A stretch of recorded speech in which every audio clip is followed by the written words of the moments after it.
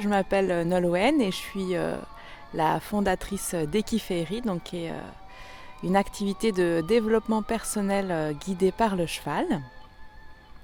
Donc voilà, je suis une hypersensible, passionnée. Et, ce que j'aime, c'est créer de l'harmonie, voilà, tout en nourrissant un sentiment de liberté, ce que m'inspirent notamment les chevaux.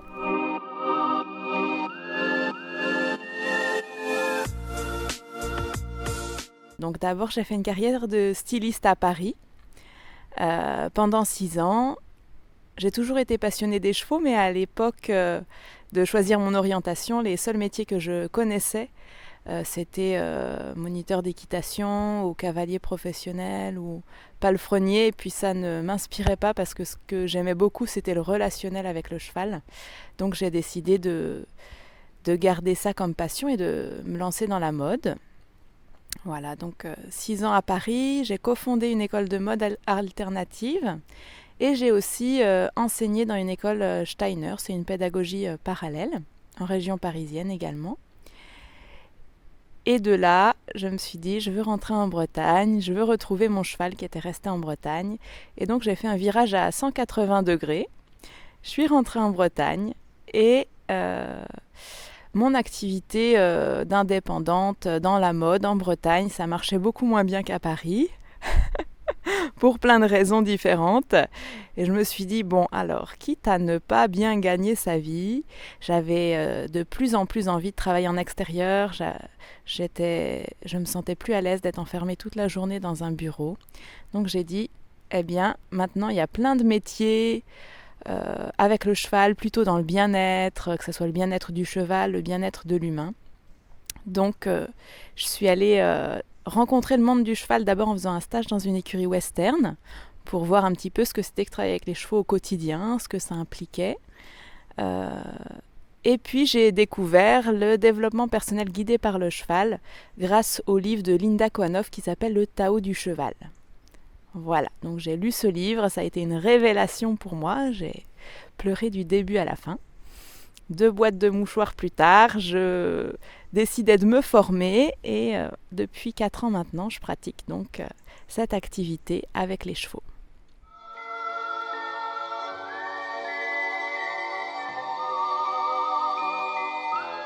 La première partie de la séance, on va partager l'intention. Pourquoi la personne vient, qu'est-ce qui l'amène ici. Une fois qu'on a identifié le pourquoi, moi je vais proposer des outils théoriques de développement personnel, que ce soit les messages derrière les émotions ou une échelle de gestion du stress. Voilà, j'ai toute une palette d'outils à proposer que la personne peut ensuite réutiliser dans son quotidien, même si elle n'a pas de chevaux dans son bureau, par exemple. Et suite à ça, il y aura un temps de connexion à son corps, donc ça s'appelle une lecture du corps. On va observer si on a des sensations particulières dans le corps et écouter ces sensations. Pourquoi ? Parce que le cheval communique principalement par des sensations. Il y a le hennissement qui existe bien sûr, mais c'est un tout petit pourcentage de leur palette de communication. Ils communiquent vraiment par des sensations entre eux et donc avec nous aussi. Ils vont communiquer par des sensations. Donc c'est pour ça qu'on se met à l'écoute de notre corps et qu'on apprend à l'écouter pour mieux interagir avec le cheval.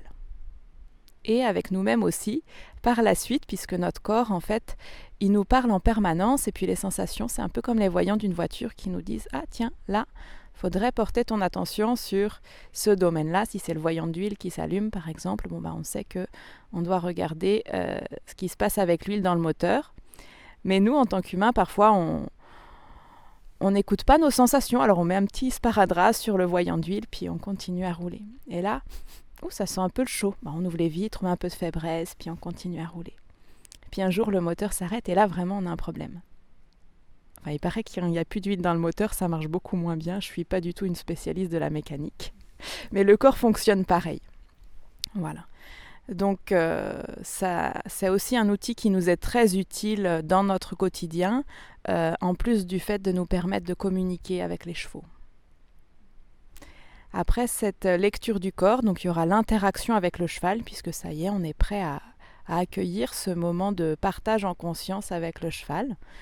Donc il y a plusieurs façons d'interagir avec le cheval. J'ai à peu près une douzaine d'outils différents à proposer. Ça peut être des outils actifs, par exemple, où on va proposer au cheval de faire quelque chose, voir s'il nous comprend bien, si on est clair, si on a un bon leadership, etc. Ou des outils plutôt dits réflectifs. Et là, ça va être plus dans un état d'écoute intérieure, d'introspection, où on va s'approcher du cheval.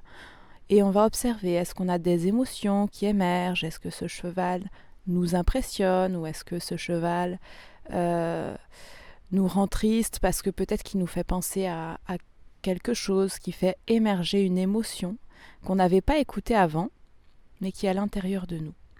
Les chevaux, ils ont, on va dire, de par leur nature, ils cherchent à être en lien avec des personnes qui sont en cohérence complète, c'est-à-dire conscientes de leurs émotions, de ce qui se passe à l'intérieur.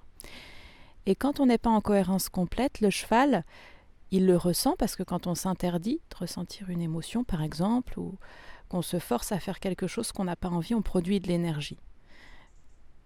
C'est assez fatigant si on le fait sur du long terme d'ailleurs.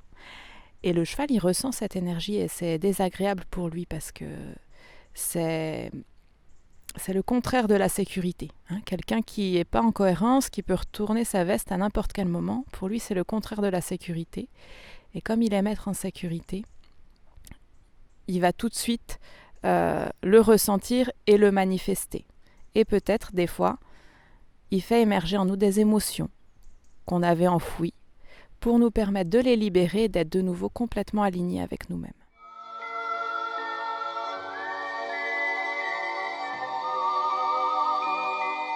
J'ai une cliente il y a 2 ans de ça, elle voulait monter son activité et puis elle n'y arrivait pas. Pourtant elle avait les compétences mais il y avait quelque chose qui bloquait, elle ne savait pas trop quoi.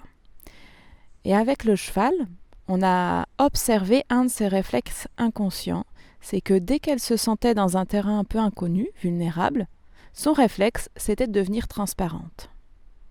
Eh bien oui, mais pour se faire connaître, pour lancer une activité, si inconsciemment on fait tout pour être transparente, forcément, ça ralentit le processus. Donc on a libéré ça, et maintenant, elle fonctionne très bien, elle intervient dans des écoles, avec des chiens notamment. C'est quelqu'un qui faisait de la médiation animale par le chien, et son activité fonctionne très très bien.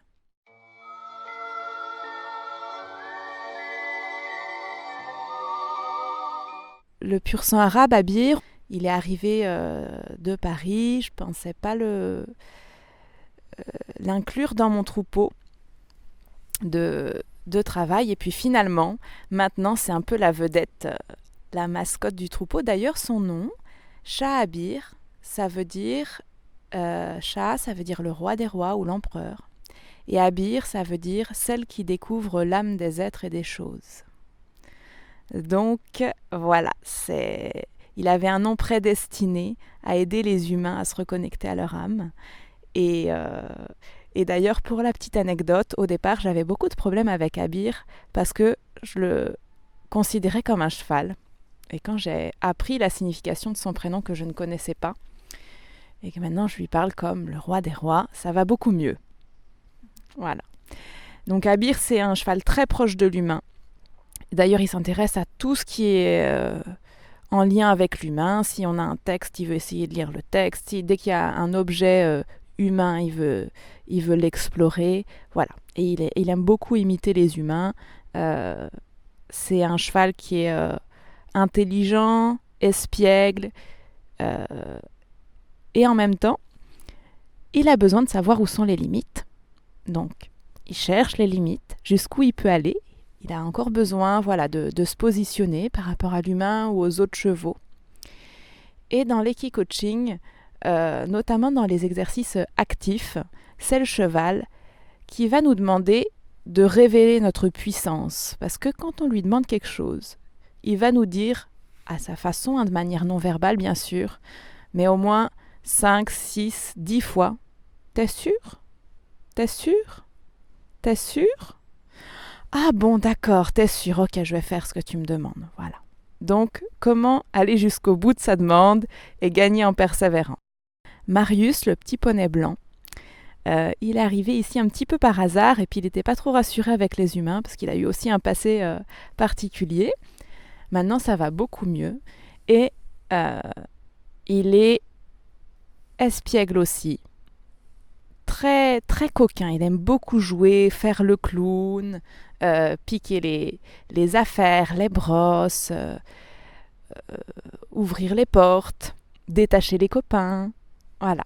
Ça, c'est le petit joueur du troupeau.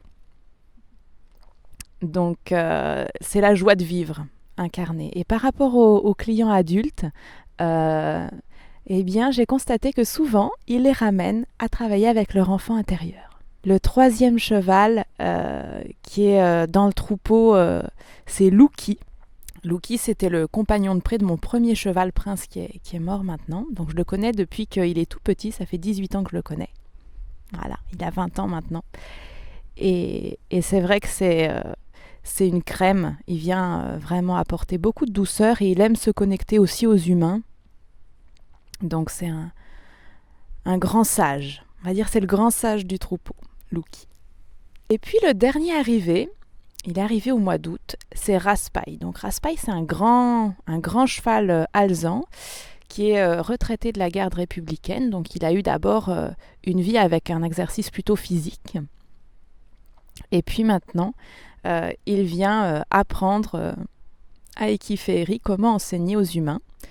Donc il s'est très très bien intégré dans son troupeau de copains. Et d'ailleurs, il a appris toutes les bêtises des 3 autres réunis. Déjà, en si peu de temps.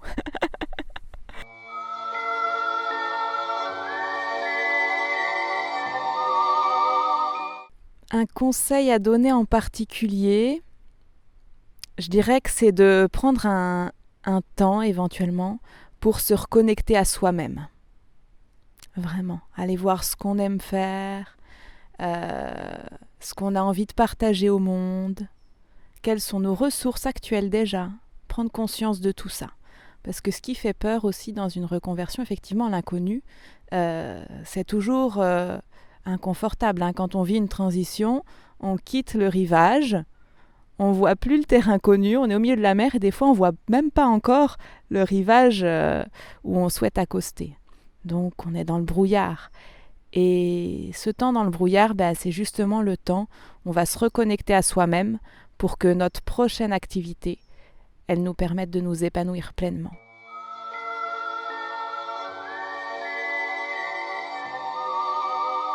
J'aimerais accompagner les porteurs de projets hypersensibles grâce aux chevaux. Ça, c'est un de mes rêves, c'est de me concentrer là-dessus maintenant. Et puis le deuxième rêve, c'est de passer un peu plus de temps avec mes chevaux, peut-être pour se balader avec eux, voilà, faire des choses de détente et pas seulement du travail. Même si, quand je fais les soins, bien sûr, je passe du temps de qualité avec eux, mais j'aimerais vraiment aussi partager des temps de détente, peut-être les emmener découvrir des nouveaux lieux, ou leur apprendre de nouvelles activités, parce que du coup, j'ai des chevaux qui sont très très curieux, et si je les laisse pendant 1 mois dans un pré carré, une fois qu'ils ont fait le tour, ils attendent tous à la porte pour aller se balader ou faire quelque chose de nouveau. Voilà.